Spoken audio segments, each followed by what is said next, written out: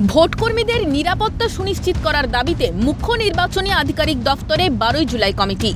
2023 পঞ্চায়েত নির্বাচনের পুনরাবৃত্তি যাতে এবারের নির্বাচনে না ঘটে তার জন্য কি কি ব্যবস্থা গ্রহণ করা হয়েছে তা জানতে চেয়ে কমিশনের দফতরে 12 জুলাই কমিটির সদস্যরা।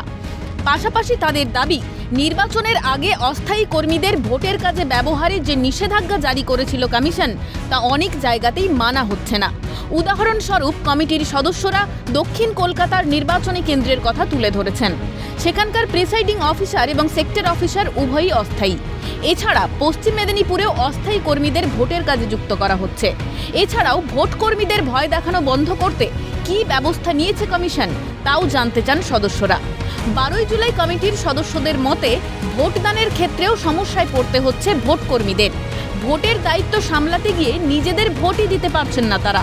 পোস্টাল ব্যালটের ক্ষেত্রেও থাকছে না গোপনীয়তা। মানুষ যাতে ভোট দিতে পারেন সেই ক্ষেত্রে আমরা যে পয়েন্টটায় জোর দিয়েছি, যাতে করে কেন্দ্রীয় বাহিনী শুধুমাত্র বুথে না থেকে বিভিন্ন এলাকায়, মানে মিডওয়েতে যখন বাধা দেওয়া হয় ভোটারকে, ভোটার বাড়ি থেকে বেরিয়ে ভোট দিতে আসছেন, বুথের আগে মাঝপথে বাধা দেওয়া হলো, ভয় দেখানো হলো, তাদের ফিরে যেতে বাধ্য করা হলো।